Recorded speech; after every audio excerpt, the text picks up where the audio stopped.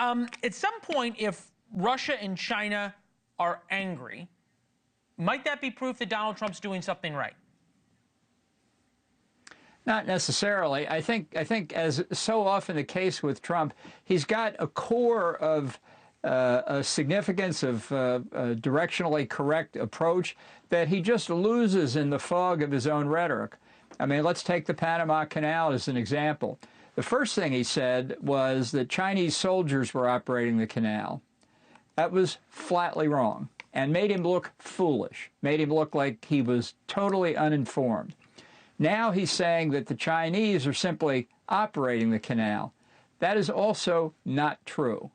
The Chinese company that's involved is Hutchison Whampoa, founded about almost 200 years ago by the British in Hong Kong. Now, it's controlled by the Chinese government today, as everything in China is, but it has port operations.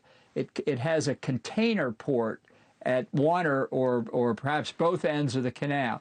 A container port unloads boxes from one ship and puts them on another. It doesn't have anything to do with the operation of the canal. I believe it is correct for America to be concerned about Chinese operations in major ports, canals, facilities like that all around the world.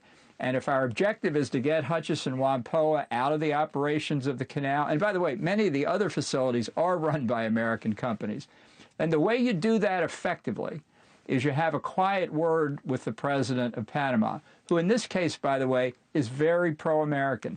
Pro-American to the point that before Trump raised the canal a couple weeks ago, he had said America's natural border is the Darien Gap, which connects the Isthmus of Panama to Colombia. We should work together to stem the flow of illegal immigrants coming from South America, across Panama, up through Central America to Mexico. So here's somebody who's basically asking for more cooperation with the United States, and Trump publicly slaps him. Is that a way to win friends and influence people and advance the interest of the United States against the potential Chinese interference? Absolutely not. I have been rereading Dale Carnegie's How to Win Friends and Influence People recently, and I've yet to get to that chapter.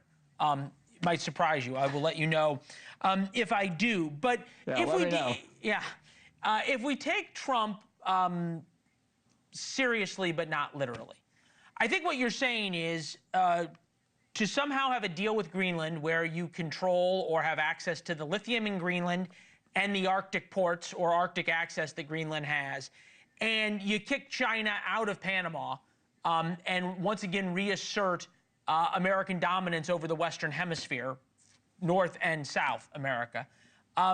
That's probably a good thing, and you have issues with how Donald Trump is doing it. Well, how about if you stumble and make achieving your own objectives more difficult? Now let's take Greenland as an example, and I was deeply involved in 2019. I would be entirely in favor of obtaining American sovereignty over Greenland, perhaps making it a commonwealth like Puerto Rico, but you have to ask yourself whether it's possible or not. In 2019, as we were studying the alternatives, and there are a lot of things that are possible, somehow the Trump interest in Greenland leaked out into the press. And the Prime Minister of Denmark, who had heard nothing about our interest because we weren't ready, we were still studying the question, said that it was absurd to think that the United States would buy Greenland from Denmark in 2019.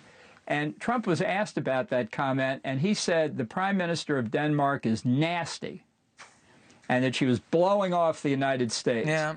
Well, now, you know who the Prime Minister of Denmark is today? The same person.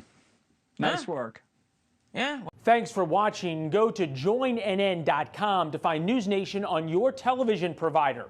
And don't forget to click the red subscribe button below to get more of NewsNation's fact-driven, unbiased coverage.